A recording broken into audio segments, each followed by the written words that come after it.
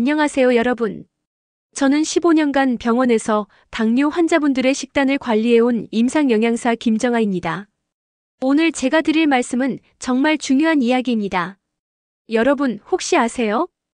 대한당뇨병학회의 최신 통계에 따르면 당뇨병 환자의 70%는 자신이 병이 있는지도 모른 채 생활하고 있습니다. 70%입니다.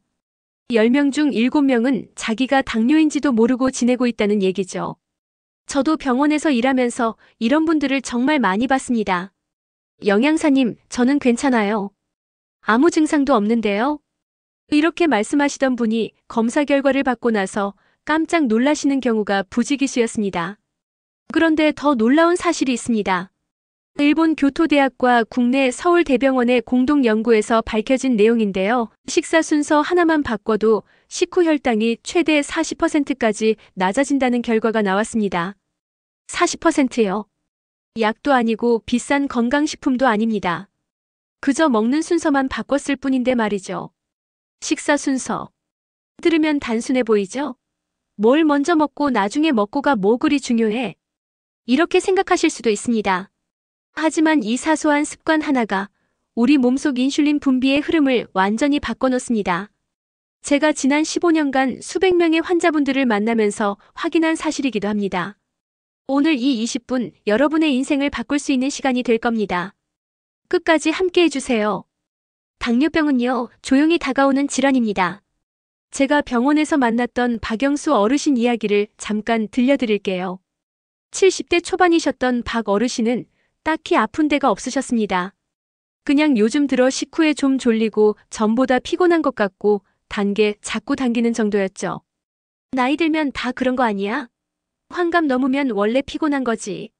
이렇게 생각하며 그냥 지내셨어요. 그런데 건강검진에서 우연히 당화혈색소 수치가 7.8%로 나왔습니다. 정상은 5.7% 미만이에요. 이미 당뇨병으로 진단받을 수준이었던 거죠. 처음엔 증상이 거의 없습니다. 이게 바로 당뇨병의 무서운 점입니다. 식후에 졸리거나 피곤하거나 단계 자꾸 당기는 정도. 이 정도 증상은요, 대부분 요즘 나이 들어서 그렇겠지 하며 넘깁니다.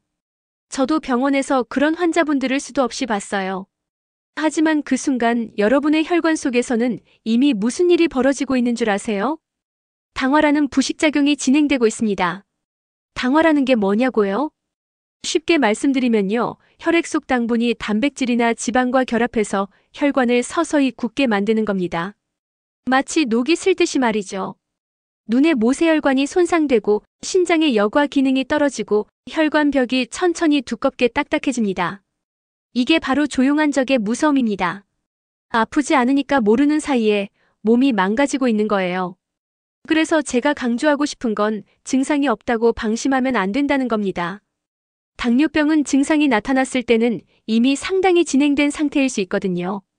자, 그럼 왜 식사 순서가 이렇게 중요한 걸까요? 여기서 핵심을 말씀드리겠습니다. 많은 분들이 오해하시는 게 있어요. 혈당은 먹은 음식의 양으로 오른다. 이렇게 생각하시죠? 물론 양도 중요합니다. 하지만 더 중요한 건 무엇을 먼저 먹느냐입니다.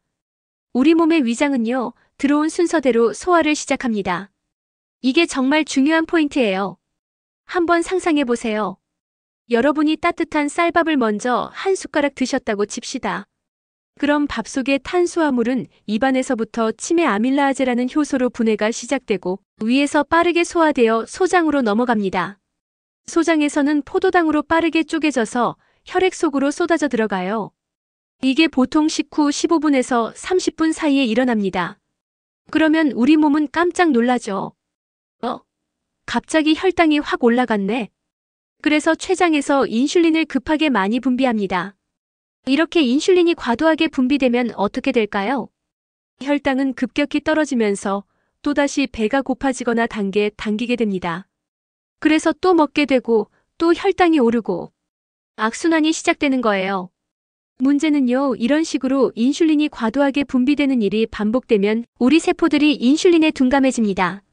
이게 바로 인슐린 저항성이에요. 인슐린 저항성이 생기면 췌장은 더 많은 인슐린을 만들어야 하고 결국 췌장이 지쳐서 제 기능을 못하게 되는 겁니다. 이게 제2형 당뇨병으로 가는 길이에요. 그럼 반대로 채소나 단백질을 먼저 먹으면 어떻게 될까요? 채소에는 식이섬유가 풍부합니다.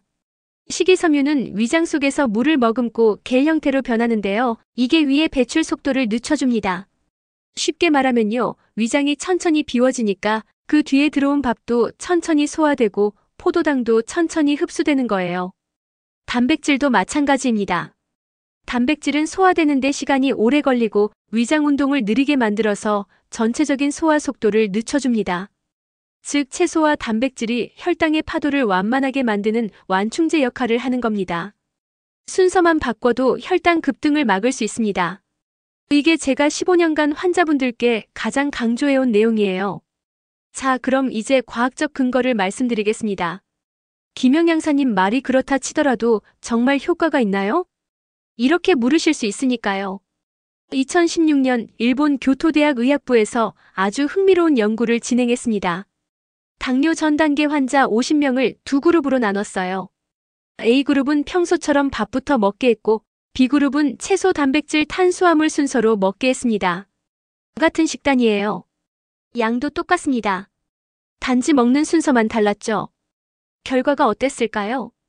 식후 30분 혈당을 측정했더니 B그룹 순서를 바꾼 그룹의 혈당이 A그룹보다 평균 37% 낮게 나타났습니다. 37%요. 약을 먹은 것도 아니고 식사량을 줄인 것도 아닌데 말이죠. 국내에서도 비슷한 연구가 있었습니다. 2018년 서울대병원 내분비내과 연구팀에서 진행한 연구인데요. 당뇨병 환자 80명을 대상으로 3개월간 식사 순서를 조정하는 프로그램을 진행했습니다. 저도 이 프로그램에 영양 상담으로 참여했었거든요. 3개월 후 결과를 보니까 정말 놀라웠습니다. 식사 순서를 바꾼 그룹은 당화혈색소 HbA1c가 평균 0.5% 감소했어요. 0.5%가 뭐 대수냐고 생각하실 수도 있는데요. 당뇨 관리에서 당화혈색소 0.5% 감소는 굉장히 의미 있는 수치입니다. 합병증 위험이 10% 이상 줄어드는 수준이거든요. 더 놀라운 건 인슐린 저항성 지표도 눈에 띄게 개선되었다는 겁니다. HOMA-IR이라는 수치가 있는데요. 이게 평균 25% 정도 개선됐어요. 그리고 체중도 평균 2.3kg 감소했습니다. 식사량을 줄인 게 아니라 순서만 바꿨을 뿐인데 말이죠. 제가 직접 상담했던 분 중에 이명자라는 65세 어머님이 계셨어요. 당화혈색소가 7.2%였는데 3개월 만에 6.5%로 떨어졌습니다. 약을 추가하지 않고 그저 식사 순서만 바꿨을 뿐인데 말이죠. 어머님이 제게 이렇게 말씀하셨어요. 영양사님, 이렇게 간단한 걸 왜 진작 몰랐을까요? 이게 바로 제가 이 영상을 만든 이유입니다. 약이 아니라 식사의 질서가 몸을 치유할 수 있다는 걸 알려드리고 싶었어요. 물론 이미 당뇨약을 드시는 분들은 약을 임의로 끊으면 안 됩니다. 하지만 식사 순서를 함께 바꾸면 약의 효과를 더 높일 수 있고 나중에 의사 선생님과 상의해서 약을 줄일 수 있는 가능성도 생깁니다. 자, 식사 순서 외에도 혈당 관리에 도움이 되는 보조 습관들을 말씀드릴게요. 이것들도 함께 실천하시면 효과가 배가 됩니다. 첫째, 식사 전 물 한 컵을 드세요. 미지근한 물이면 더 좋습니다. 식사 10분 전에 물을 마시면 위가 미리 준비를 하고 음식이 들어왔을 때 급하게 소화하지 않게 됩니다. 또 물이 위를 채우니까 과식도 자연스럽게 방지되고요. 제가 상담했던 분들 중에 이것만으로도 식사량이 20% 줄었다고 하시는 분들이 많았어요. 둘째, 식사 속도를 늦추세요. 최소한 15분 이상은 걸려야 합니다. 천천히 씹는 게 중요해요. 한 입에 30번 씹으라는 말 들어보셨죠? 실제로 그렇게 하기는 어렵지만 최소한 15번에서 20번은 씹으려고 노력하세요. 천천히 먹으면 뇌에서 포만감 신호가 제때 옵니다. 보통 식사 시작하고 20분 후부터 포만감을 느끼거든요. 너무 빨리 먹으면 이미 과식한 뒤에야 배부르다는 걸 알게 되는 거죠. 또 천천히 먹으면 인슐린도 급하게 분비되지 않아요. 혈당이 천천히 오르니까 췌장도 여유를 가지고 인슐린을 분비할 수 있는 겁니다. 셋째, 식후 10분 가벼운 산책을 하세요. 이게 정말 효과적입니다. 식후 바로 눕거나 앉아있으면 혈당이 높은 상태로 오래 유지되거든요. 하지만 가볍게 걷기만 해도 근육이 포도당을 에너지로 사용하면서 혈당이 자연스럽게 내려갑니다. 격렬한 운동 필요 없어요. 그냥 아파트 복도 한 바퀴, 동네 한 바퀴, 이 정도면 충분합니다. 제가 만났던 어떤 분은 식후에 설거지를 천천히 하면서 서서 움직이는 것만으로도 효과를 보셨어요. 이 세 가지는요, 약보다 꾸준함이 더 강한 처방입니다. 매일 실천하는 게 중요해요. 이제 많은 분들이 잘못 알고 계신 건강 상식을 짚어드릴게요. 저도 병원에서 환자분들 상담하면서 정말 자주 듣는 얘기들입니다. 첫 번째 오해. 공복에 과일이 몸에 좋다. 아침에 일어나서 과일부터 드시는 분들 많으시죠? 비타민도 많고 건강에 좋다잖아요. 물론 과일은 좋습니다. 하지만 공복에는 특히 당뇨가 걱정되시는 분들한테는 좋지 않아요. 과일 속 과당은요, 섬유질이 충분하지 않으면 흡수가 매우 빠릅니다. 특히 아침 공복에 먹으면 혈당을 급격히 올릴 수 있어요. 바나나, 포도, 수박 같은 과일은 당도도 높고 섬유질이 적어서 더 그렇습니다. 과일을 드시려면 식사 후에 후식으로 소량 드세요. 그리고 사과나 배처럼 섬유질이 많은 과일을 선택하시고요. 두 번째 오해. 밥을 줄이면 당뇨 예방된다. 많은 분들이 탄수화물을 적으로 생각하세요. 밥을 아예 안 먹어야 되나요? 이렇게 물으시는 분들도 많고요. 아니요, 밥을 무작정 줄이는 것보다 순서와 조합을 조정하는 게 훨씬 효과적입니다. 밥을 아예 안 먹으면 오히려 몸이 스트레스를 받아요. 특히 시니어분들은 탄수화물을 갑자기 끊으면 기력이 떨어지고 어지러울 수 있습니다. 중요한 건 밥의 양이 아니라 먹는 방식이에요. 채소, 단백질과 함께 균형 있게 먹으면 밥을 먹어도 혈당은 안정적으로 유지됩니다. 세 번째 오해. 당뇨는 유전이라 어쩔 수 없다. 부모님이 당뇨시면 나도 어차피 당뇨 걸리겠지 하고 포기하시는 분들이 있어요. 물론 유전적 요인은 있습니다. 하지만 연구에 따르면 당뇨병 발병의 70%는 생활 습관에 의한 것이에요. 유전자는 총 같은 거예요. 하지만 방아쇠를 당기는 건 생활 습관입니다. 가족력이 있어도 식습관과 운동 습관을 잘 관리하면 충분히 예방할 수 있습니다. 실제로 제가 상담한 분들 중에도 그런 사례가 많았어요. 자, 이제 실전입니다. 여러분이 내일부터 바로 실천하실 수 있는 하루 루틴을 알려드릴게요. 아침 7시에서 8시. 일어나서 가장 먼저 미지근한 물 한 컵을 드세요. 찬물보다는 미지근한 물이 위장에 부담이 적습니다. 아침 식사는 이렇게 하세요. 먼저 삶은 채소 조금, 브로콜리, 숙주나물, 시금치 등. 그 다음 달걀이나 두부, 단백질. 마지막으로 밥. 아침에 시간이 없으시다고요? 그럼 전날 저녁에 채소를 미리 데쳐두세요. 아침에 꺼내서 먹기만 하면 됩니다. 점심 12시에서 1시. 회사나 밖에서 드실 때는 이렇게 하세요. 반찬을 먼저 한두 젓가락 드시고 밥은 나중에 드세요. 식당에서 정식을 시키면 보통 국밥, 반찬이 동시에 나오죠? 그럼 김치나 나물 같은 반찬부터 먼저 드세요. 그리고 천천히 드세요. 동료들과 대화하면서 여유롭게 15분 이상 걸려서 드시는 겁니다. 식후에는 엘리베이터 대신 계단으로 한 층만 올라가 보세요. 아니면 화장실 갈 때 먼 곳으로 가시든지요. 저녁 6시에서 7시. 저녁은 밥량을 줄이고 단백질 비율을 높이세요. 생선, 두부, 닭가슴살 같은 단백질을 충분히 드시고 밥은 평소의 3분의 2 정도만 드세요.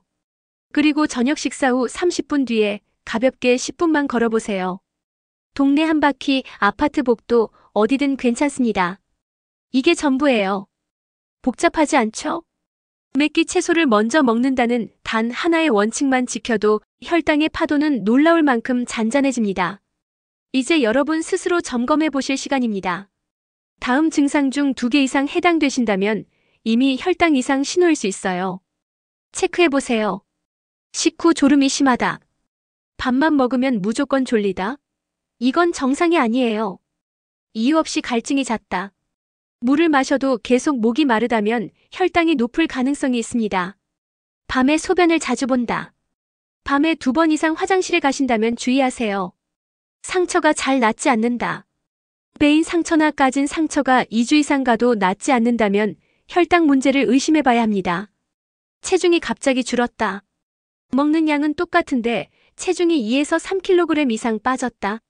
이건 좋은 신호가 아니에요. 발끝이 저리거나 감각이 둔하다. 당뇨 합병증의 초기 증상일 수 있습니다. 피부가 가려운 경우가 잦다. 특히 팔다리, 발바닥이 자주 간지럽다면 체크해보세요. 시력이 흐릿해졌다. 안경을 새로 맞춰도 시력이 자꾸 떨어진다면 안과 검진과 함께 혈당 검사도 해보세요. 이런 신호는 단순 피로나 노화가 아닙니다. 혈당이 조용히 당신의 몸을 갉아먹고 있다는 신호예요. 2개 이상 해당되신다면 꼭 병원에서 혈당 검사를 받아보세요. 공복 혈당, 당화 혈색소 검사는 간단하고 비용도 부담스럽지 않습니다. 조기에 발견하면 생활 습관만으로도 충분히 관리할 수 있어요. 여러분, 오늘 20분간 함께 해주셔서 감사합니다. 제가 15년간 병원에서 환자분들을 만나면서 가장 가슴 아팠던 순간이 언제였는지 아세요? 영양사님, 제가 진작 이렇게 했으면 좋았을 텐데. 이렇게 후회하시는 분들을 볼 때였습니다. 당뇨병은 하루아침에 생기지 않습니다. 하지만 매일의 작은 습관이 쌓여서 예방의 길을 만들 수도 있고 반대로 병의 길을 만들 수도 있어요. 혈당 조절은 약보다 습관의 순서에서 시작됩니다. 오늘부터는 밥보다 채소를 먼저 천천히 드세요. 이 단순한 변화가 여러분의 혈관 나이를 10년 젊게 만들 수 있습니다. 제가 마지막으로 당부드리고 싶은 건 여러분이 여러분 자신을 사랑하는 마음으로 이 습관을 실천하셨으면 좋겠다는 거예요. 가족을 위해서가 아니라, 누군가를 위해서가 아니라 바로 나 자신의 건강하고 행복한 노후를 위해서요. 내 몸의 숫자는 정직합니다. 거짓말하지 않아요. 당뇨를 막는 첫걸음은 오늘 저녁 식사 순서를 바꾸는 것에서 시작됩니다. 여러분 건강하세요. 그리고 기억하세요. 채소 먼저, 천천히, 식후 산책. 여러분의 건강한 내일을 응원합니다.